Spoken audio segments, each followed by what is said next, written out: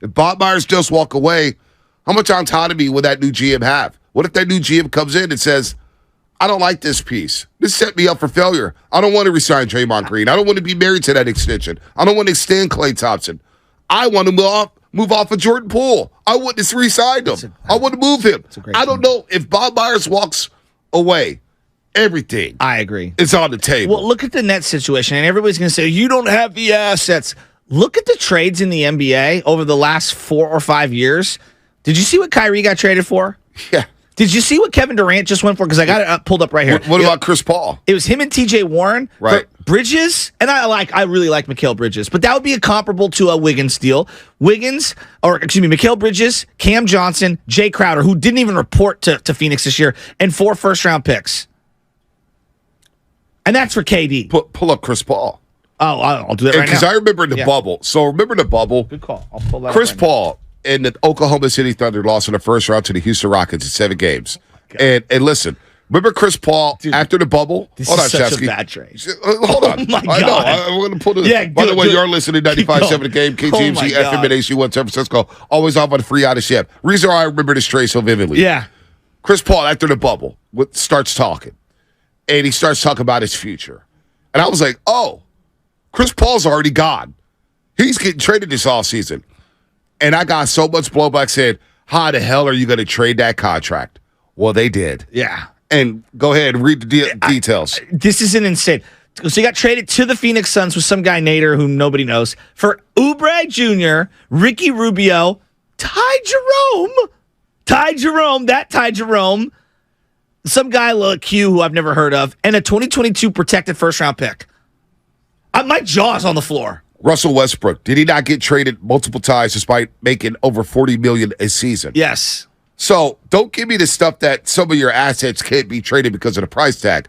In the NBA, there's always a dance partner. And there's always somebody willing to go to tango with you. And look, forget some of the older guys. Andrew Wiggins alone is a desirable piece. His salary goes from 30-something down next year to $26 million. $26 million. That's half a max. Do you know how much value that is? Yep. You know how much value? So even if that team on the receiving end wants to hold him or reflip him again, it's tremendous value. I mean, look around the league. The teams that realize, like the Nets, we're not going to win. What did they do? We're in complete reset mode. Yep. Once one of these superstars leaves you, and that's where I would, if I'm the Warriors, the reason why you would have all of the ammunition to want to do a trade like this, because the second Steph Curry's gone, you're going to be in a very similar situation with these other teams. It could be all over. Minnesota traded for Rudy Gobert. Look at that deal. Oh, my God. Deals happen all the time.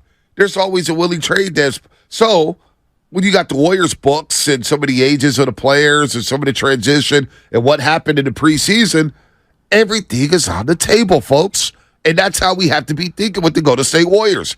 As long as you have Steph, you're going to be in contention to do big things in this league. Yes. Steph is 101. I get that. How many more years do you think they got of prime Steph? Couple? But he's probably not going to play 82. But doesn't that put the pressure on them to swing a deal now? Absolutely, especially when you lose in the second round and you see what's happening in the NBA. You need threats, right? You need scorers. You need guys who can get easy buckets, like a Jokic, like an AD, like a LeBron. You need somebody like that on this roster. You haven't had that on this roster. It's time to evolve. Now, does that evolution take place without Bob Myers? Does it take place with Bob Myers? Well, do you think they're more likely, like, I personally think that Bob is unwilling to move any of the big player, the core three. That's me, because I think there's a loyalty, and I get that, and it makes total sense. If someone was going to move off those guys, it would be someone maybe with less history, less cachet with those guys. That I agree with. Is that Dunleavy Jr.? And I don't even know if that's fair to Bob. So here's what Stephen A. Smith... Because he did swing big-time bold deals. He did. I mean, getting D'Lo and then flipping D'Lo for Wiggins and Kuminga. Took big balls. And for Kuminga, basically, because that pick came in. Yes. Here's what Stephen A. Smith said on First Take the other day about why Bob Myers would want to leave. And we know Stephen A's tapped in with Joe Lacob. They've made no secret about that. Could have came from him. I don't know. I'm not going to do Joe Lacob like that. But he is tapped in. Here's what Stephen A. said about Bob Myers, whether or not he would want to leave. Why is it even a conversation about Bob Myers and him returning back? A guy that didn't help build this team and deliver for a championship. Because he might want to leave. Because he might want to leave. Because he might want to leave. I'm just giving you my opinion. My personal opinion is that there are people within the Warriors organization that want to ascend, that Joe Lacob wants to give an opportunity, and the Warriors ownership want to give an opportunity to ascend, one of them being his son Kirk, who obviously knows a thing or two about the game of basketball and has been very instrumental in helping Bob Myers and others. But Bob Myers is that dude, and me personally, I don't care what anybody says. This Bob Myers would have been perfect for the Lakers job. It's just that Pelinka pulled off these trades when the trading deadline arrived and saved his job and his future in L.A. So what do you think about that? Well, I think Kirk, everyone said, oh, Kirk's going to take over. I think Joe it's more- sat here with us in the room, and the way he made it out was like, nah, he's going to do more of the business side. Yep.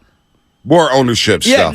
And when you're on that side of it, you're still having influence on what the GM is doing. Right, no you doubt. still have, I don't know about veto power, but you have influence is the way I would put it, right? Mm-hmm. Like you're a part of these decisions. It's not like you're not part of these decisions. So I don't think it's, but like in terms of promoting people from within, the Giants did that. I'm talking about just an example. The San Francisco Giants did that with Bobby Evans, who was underneath Brian Sabian for all those years. And Brian Sabian was still kind of in the mix. Right. He Kind of was. still in the mix. He Not was. that he was the main dude doing everything day to day, but he was in the mix.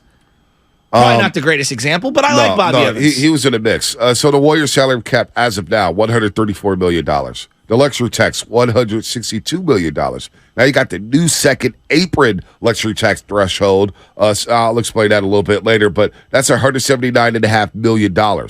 So then you're not counting the player options for Draymond Green or Dante DiVincenzo.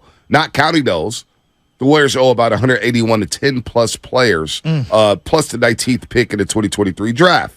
So now they're over that new second tax stage even before committing any money to retain Draymond Green, re-sign any other free agents, or bring in new talent via minimum contracts. That also does not include the tax bill itself, which would roughly be $65 million before Draymond Green. The numbers get high if you add another $20+ million, and you're paying at least $4.75 in tax for every dollar they spend beyond this point. That escalates that deeper into the tax they go. To summarize, they will have a tax bill larger than almost every single team's payroll. Yep, no doubt. So That's for, what he. That yeah. Yeah, so and it limits the $25 million. amount of moves they can So make. $25 million in additional money would cost them $143.5 million in tax alone. So that's 25? slightly over $400 million, and that's before adding 4 or 5 players to fill out the roster. And does Joe Lacob want to pay that? Bonte, $24 million costs you $143. That's like New York mob style money. Money laundering. Yeah, like, hey, what? I'll give you $25 million, but I need 143 back. You got to pay the tax, boss.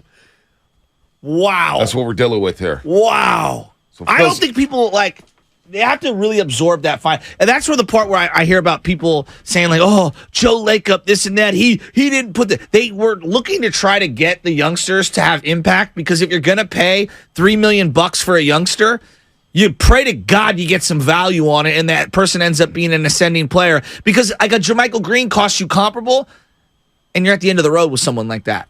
Right? They can only do so many things. And I'm just using him as an example. We'll continue to talk about this. We'll continue to have this dialogue. Tim in Raleigh, North Carolina. We'll get to you on the other side. 888-957-9570. Bobby Marks coming up at 8 o'clock to talk about the Warriors salary cap. But we're rolling out Bob Myers. The report came out yesterday that the Warriors and Bob Myers, they're bracing for each other to walk away. They're bracing for Bob Myers to walk away. Bracing for it. They haven't had talks in months about a new contract extension. And Bob Myers could be making a decision in the coming weeks. He has a June 30th deadline. That's when his contract expires. What will Bob Myers do?